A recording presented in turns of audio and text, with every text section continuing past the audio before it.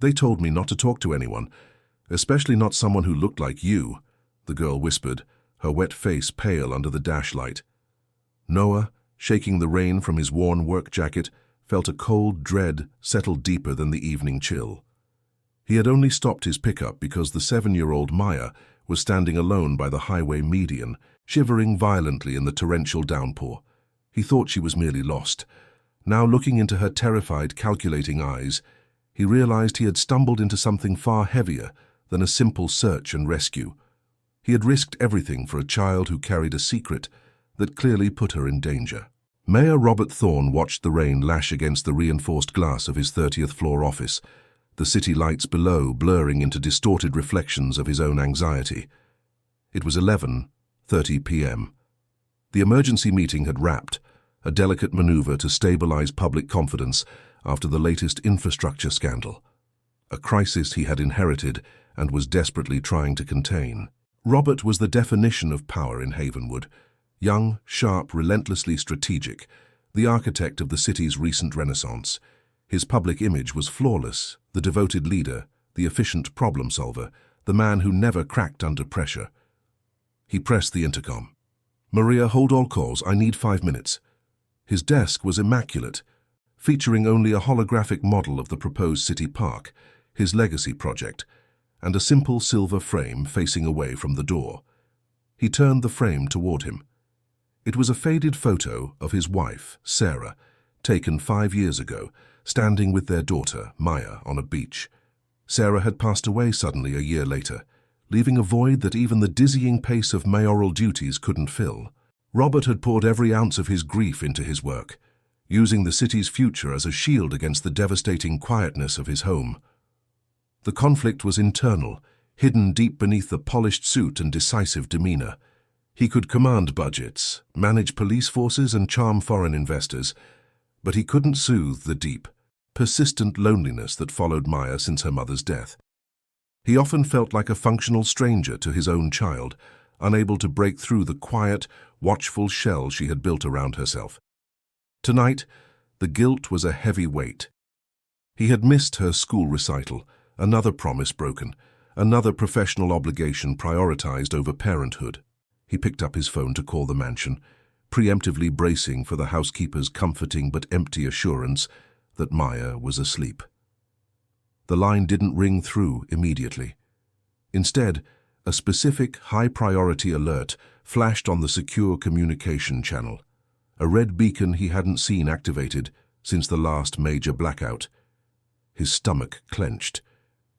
This wasn't a schedule conflict or a political crisis. This was personal and instantly catastrophic. The screen displayed one word, flashing relentlessly: unaccounted. It was Maya. Noah Jensen didn't command anything but the busted 4-cylinder engine of his 2008 Ford Ranger. He was a landscaper, a man whose entire life was measured in calloused hands and the scent of freshly cut grass. His existence was defined by limitation. The rent due on the small apartment above the laundromat, the rising cost of medication for his elderly, ailing mother, and the pervasive exhaustion that started before dawn and never truly ended. He was socially invisible, another truck moving slow through the high-speed lane of city life. What he protected, fiercely and without reservation, was his own quiet integrity and the small vital sense of security he maintained for his mother. She depended on him completely, and that responsibility was the only thing that kept him going some days. Tonight, the heavy rain had cancelled the last job, a cleanup for a wealthy estate, costing him a crucial $300. The worry was a physical ache in his chest as he drove home, the wipers barely keeping up with the storm's fury. That's when he saw the small figure near the divider, drenched and motionless. He didn't think about the risk, the liability, or the schedule. He just stopped.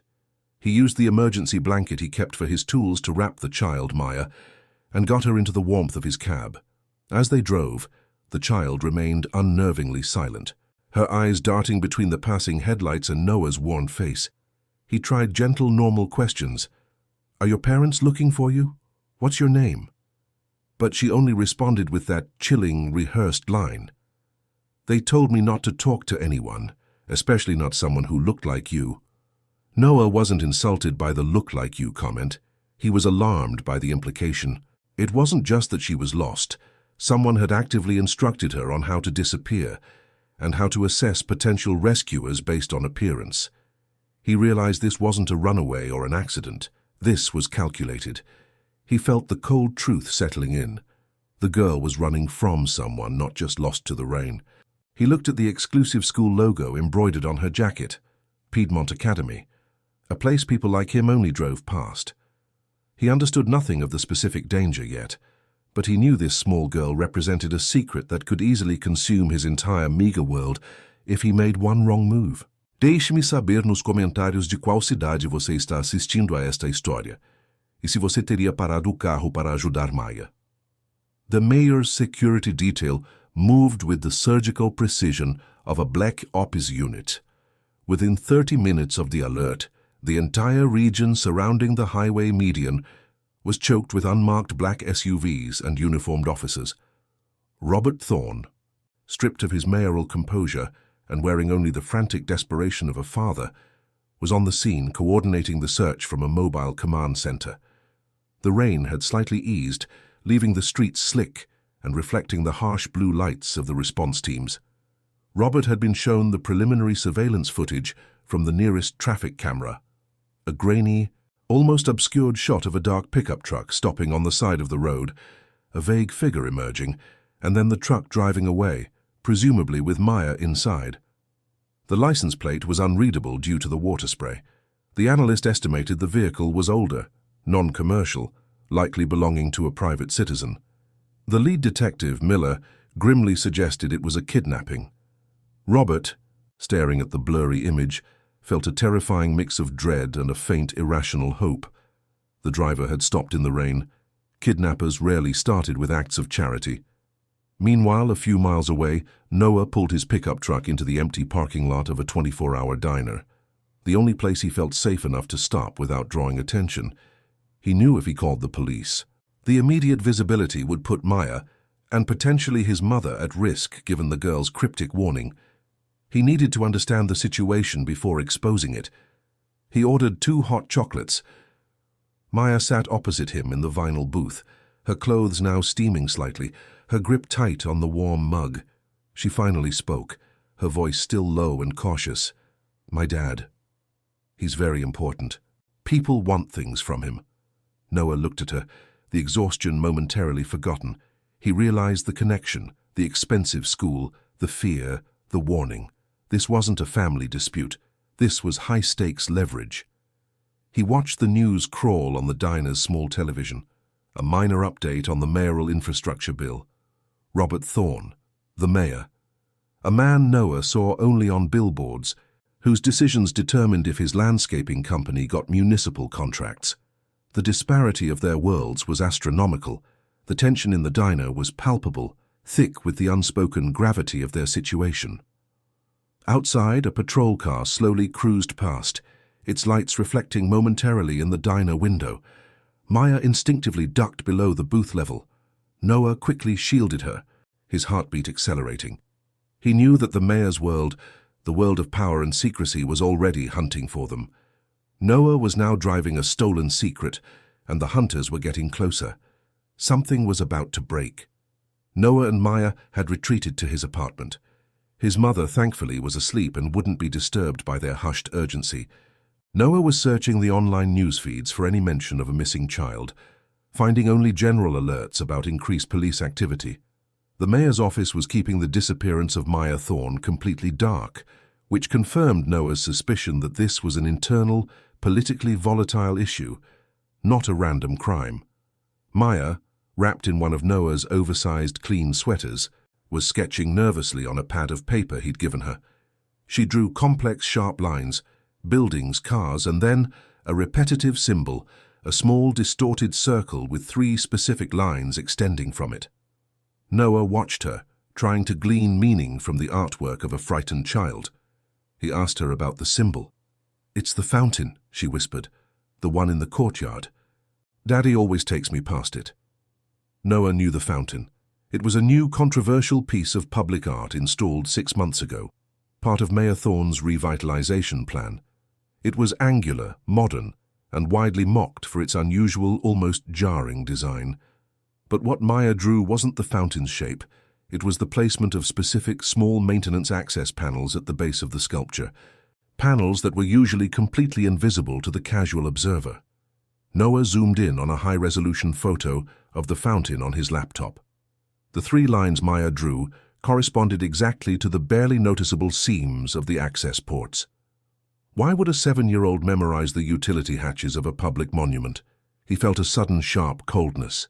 Maya hadn't just run away. She was carrying information, perhaps unknowingly, about the very infrastructure her father was championing. He remembered the news headlines, the constant rumors of inflated contracts and hidden funds connected to the revitalization projects. What if the fountain, the symbol of the mayor's integrity, was a physical cover for something else? The conflict tore at Noah. He was a simple man who wanted his life back, his quiet routine, the money for his mother's medicine. He could drop Maya at the nearest police precinct and walk away, the anonymous hero. But the memory of the sheer terror in Maya's eyes, coupled with the precision of her drawing, locked him down. If he handed her over to authorities who might be compromised, or to her father who might be blinded by his own political battles, he might be condemning her. He was risking his hard-won stability for a wealthy man's child, a man who wouldn't even know his name. But he couldn't unsee the access panels, the signal ignored by everyone else, confirming that the danger was closer to Robert Thorne than anyone realized.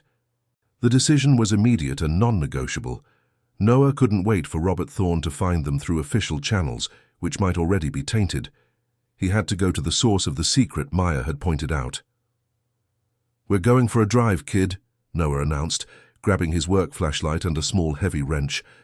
They drove in silence back toward the city center, the rain now a persistent drizzle.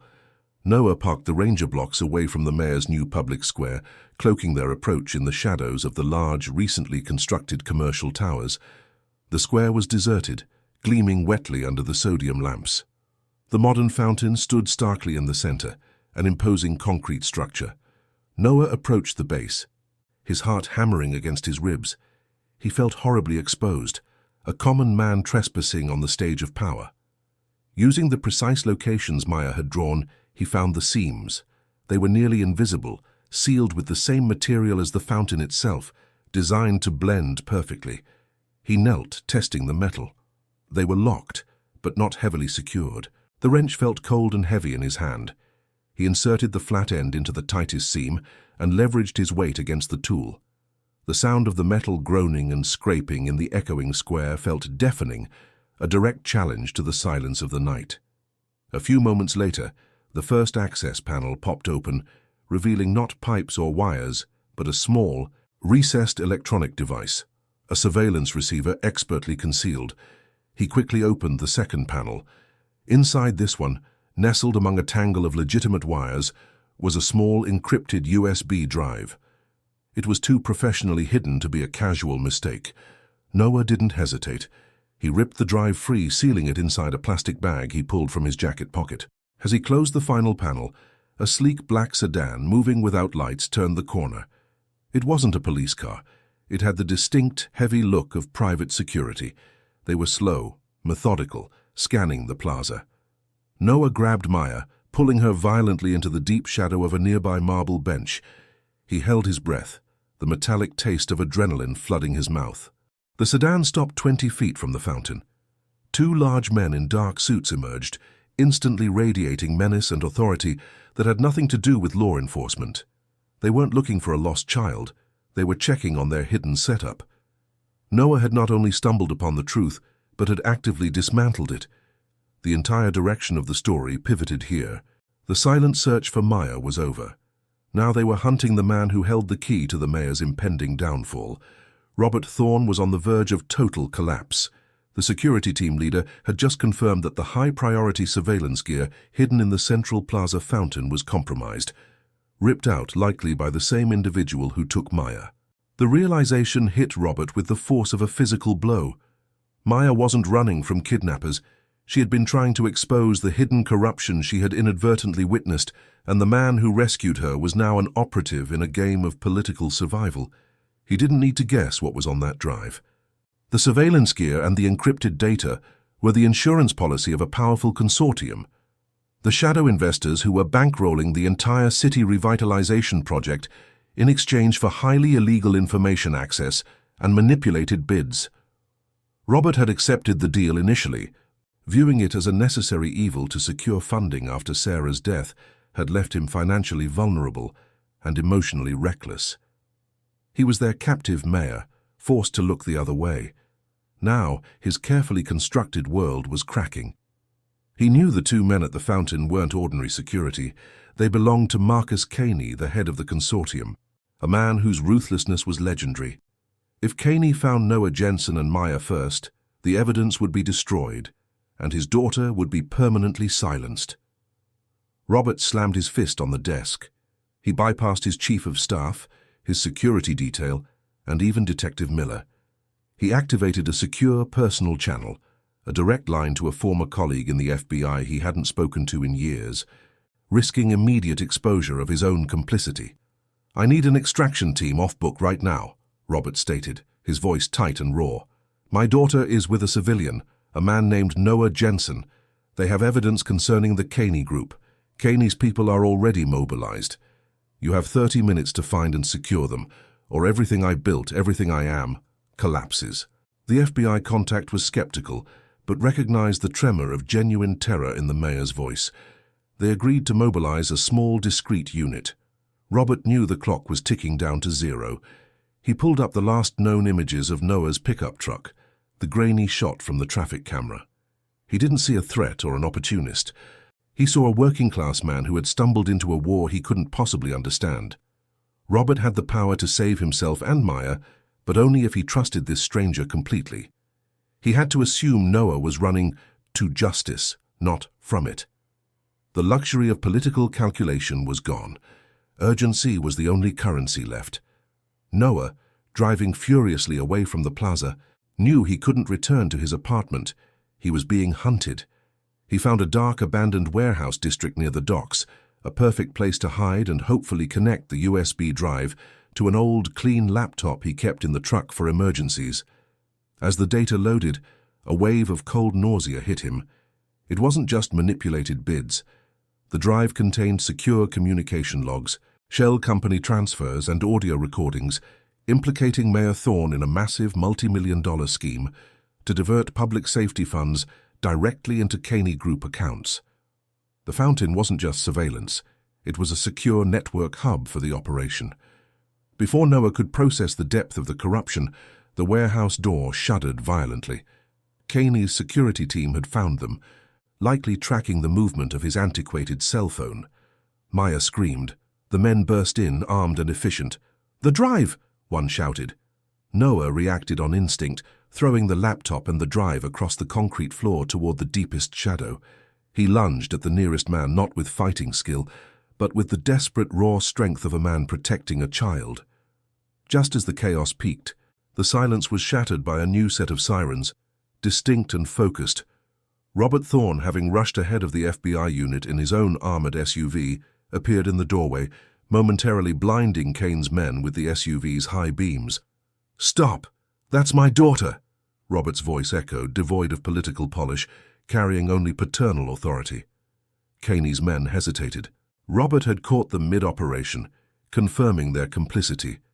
As the FBI agents swarmed the perimeter, Robert ignored the unfolding arrests and rushed toward Noah and Maya. Noah, bruised and panting, stood between the mayor and his daughter, the plastic bag containing the drive clutched tightly in his bleeding hand. Robert stopped 3 feet away. His suit was immaculate, his power tangible, but his eyes were wrecked by exhaustion and relief. "Maya," he whispered. Maya ran past Noah, not into her father's arms, but to the safety of his chest. "Daddy, the fountain, they were listening." Robert hugged her fiercely, burying his shame. He looked over her shoulder at Noah, the man whose dirty hands held the evidence of his moral failure. "You took a monumental risk, Mr. Jensen," Robert said, his voice now regaining some control, laced with an awful self-hatred. "She knew something wasn't right," Noah retorted, his eyes steady and accusatory. And she was right to fear the people around you, Mayor. The confrontation wasn't about the fight, it was about the truth revealed. Robert Thorne saw himself reflected in the fear in Noah's eyes and the courage of his own daughter. He reached out, not for the drive, but for Noah's hand. "Give it to the FBI. I'll make sure they process it correctly. I won't fight this. I won't defend them." The Mentira had collapsed, exposing the vulnerable, guilty father beneath the powerful politician. The consequence was a seismic shift in Havenwood's political landscape. Within 48 hours, the USB drive's contents were leaked, facilitated by Robert Thorne himself through his personal contact, ensuring the evidence could not be buried by the corrupted layers of City Hall.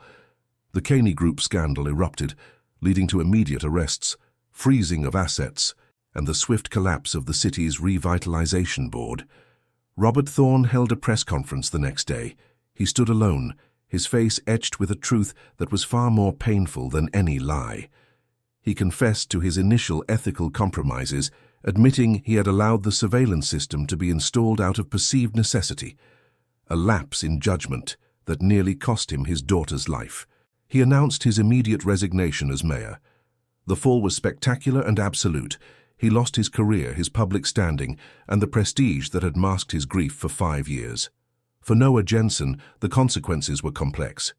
He faced intense scrutiny from investigators, forced to recount his actions over and over. His landscaping business temporarily suffered, as the sudden fame and association with a major scandal scared off potential clients. He wasn't hailed as a hero in the traditional sense. He was a witness, a disruptive force. The price of his courage was the temporary loss of the anonymity he cherished. His biggest fear, however, was addressed directly by Robert. During a brief meeting monitored by the FBI, Robert, now just a man in a borrowed suit, ensured Noah that his mother's medical expenses were covered, not through a bribe, but through an anonymous foundation dedicated to whistleblowers. The separation between the two men was sharp. Robert went from the highest peak of power to quiet, enforced solitude, facing pending investigations into his own minor complicity. Noah returned to the arduous rhythm of his working life, his truck, his lawnmowers, and his mother. The world had turned upside down, and both had paid heavily. Robert had lost his empire to gain his integrity and his daughter's trust. Noah had lost his peace to secure a far greater intangible sense of justice.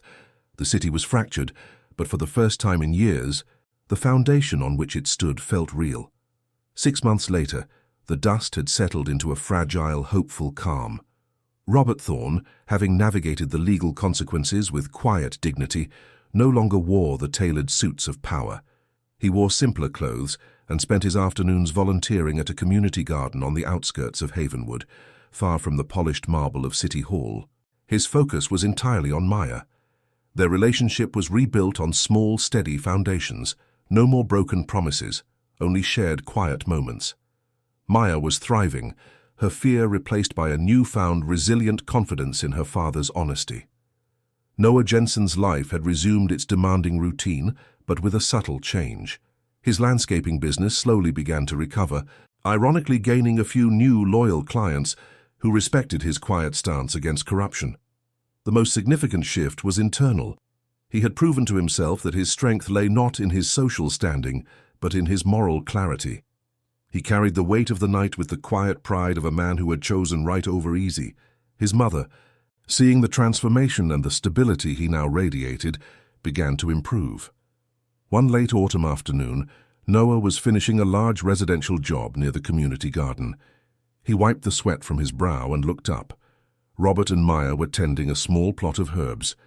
Robert saw Noah, and the powerful man who had been mayor offered a small, sincere nod, a gesture of respect that transcended social class and former roles. Maya broke away from her father and ran towards Noah, clutching a small, vibrant, potted plant. "It's rosemary," she said, holding it up. "For remembrance, so you don't forget what you did." Noah smiled, a genuine, tired smile that reached his eyes. He carefully accepted the plant, the small act of gratitude completing a cycle he thought would never close. He saw not the mayor's daughter, but the brave little girl who had trusted a stranger. And he saw himself, no longer invisible, but seen clearly for his courage. Robert watched the exchange, recognizing that his own redemption was catalyzed by this humble man's decision to stop in the rain. Power had failed him, but human decency had saved him. The city still faced challenges, but now they would be fought with transparency. If you enjoyed this story, please remember to like, leave a comment with your thoughts, and subscribe for more tales of courage, consequence, and transformation.